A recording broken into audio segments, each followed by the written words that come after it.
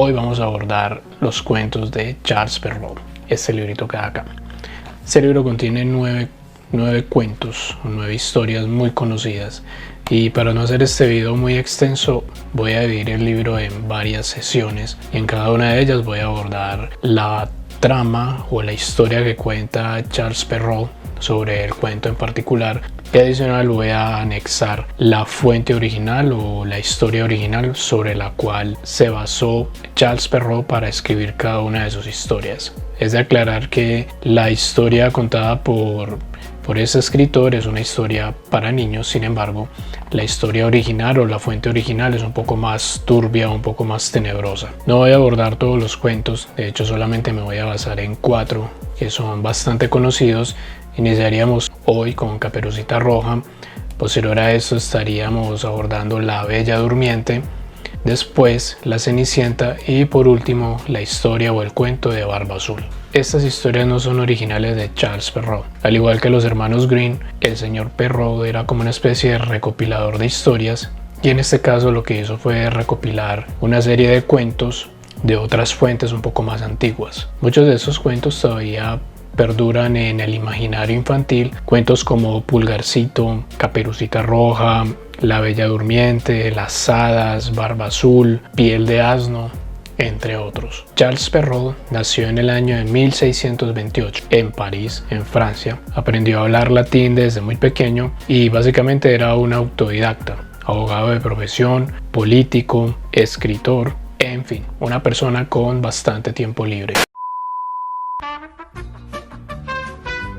Esta recopilación de cuentos es ampliamente conocida como los cuentos de Mama Oca, también se conoce como los cuentos de Mama Gansa o también como historias o cuentos del tiempo pasado. Básicamente son recopilaciones de textos muy antiguos que fueron transmitidos de forma oral y provienen de muchísimas culturas como la árabe, la egipcia, la cultura persa, la cultura hebrea, la griega y la latina. Lo que hizo Charles Perrault fue suavizar un poco estas versiones originales, y de eso nos daremos cuenta más adelante cuando miremos tanto las versiones populares como las fuentes de origen, que, insisto, pueden ser un poco retorcidas y perversas. Para entender esto un poco mejor, la mayoría de estos cuentos o de estas historias las conocemos a través de Disney. Sin embargo, y para aclarar un poco, las historias de Disney ya venían suavizadas desde las recopilaciones que hicieron los hermanos Grimm. Y las recopilaciones de los hermanos Grimm a su vez ya venían mucho más suavizadas de las recopilaciones que en su momento hizo Charles Perrault. Y estas a su vez ya venían suavizadas de las versiones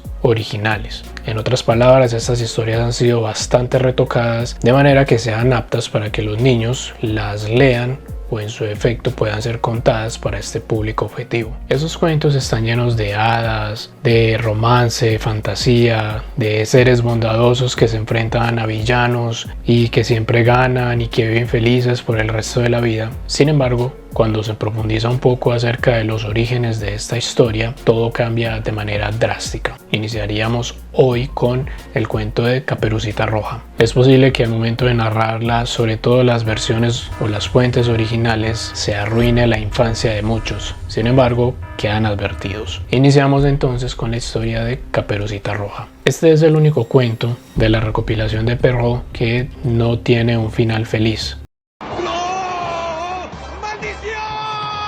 Y está muy lejos de ser esa versión amable que nos cuentan a través de Disney. En el libro de Perrault, la historia comienza con una niña muy querida por su mamá y por su abuela. Un día la mamá le dice a la niña que vaya donde la abuela y le lleve unas galletas. Durante el camino la niña se encontró con el lobo del bosque, quien le preguntó hacia dónde se dirigía. Caperucita, habiéndole dicho que se dirigía donde su abuela, el lobo, de manera muy avispada, le dijo que él también quería ir a visitarla. Sin embargo, tomaron caminos diferentes y de esta manera el lobo llegó primero. Cuando Caperucita llegó, la supuesta abuela le dijo que dejara las galletas en la despensa y que se fuera a acostar con ella. Caperucita notó que su abuela estaba muy cambiada y le hizo las clásicas preguntas que distinguimos sobre por qué tiene esos brazos tan largos y esos ojos tan grandes y esas orejas tan grandes. Y finalmente, cuando le preguntó que por qué tenía los dientes tan grandes, el lobo le respondió: para comer, y de esta manera se la comió. Ahora miremos cómo es la fuente original. En la fuente original,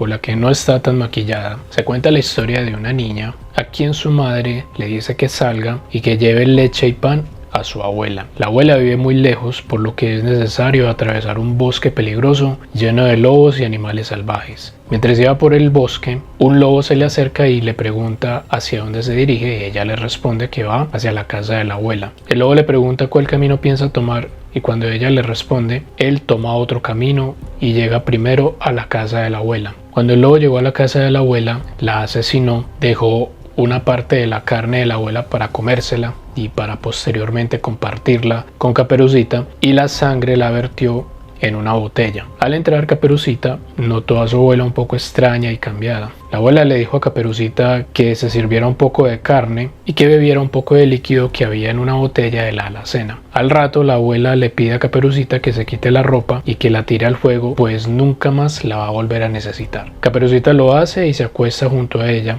en la cama. Siguiendo las órdenes de la abuela, igualmente tiró toda la ropa al fuego. Y al igual que en la historia de Perrault, después de esto el lobo se come a Caperucita. Esta historia tiene o se centra en dos ejes principales. El primero es el canibalismo y el segundo son los rituales de iniciación. Hay varios elementos simbólicos en este cuento, como la caperuza de color rojo, que muchos psicoanalistas y muchas personas que se han dedicado a analizar este cuento lo aluden a la regla o al primer ciclo de menstruación. En la versión original la caperuza no era de color rojo. Muchos concuerdan en que la caperuza era de color amarillo. Y ese detalle del color rojo fue añadido precisamente por Charles Perrault. El lobo está encarnando o personificando la versión más primitiva y salvaje de la sexualidad. A través de los cambios hechos por Perrault y posteriormente por los hermanos Grimm, se transforma este cuento de terror psicológico en una historia que se pueda contar para niños para hacerlos dormir plácidamente. Hay que aclarar que en la versión de los hermanos Grimm al final aparece un leñador, pero igual este detalle fue añadido, maquillado, para darle un poco más de dulzura, entre comillas, a la historia original. Bueno, y con esto damos fin a esta primera parte de esta serie de videos sobre los cuentos de Charles Perrault. Si has leído algo sobre Caperucita Roja o si sabías algo sobre la historia original, déjanos en los comentarios y nos vemos en un siguiente video con otro cuento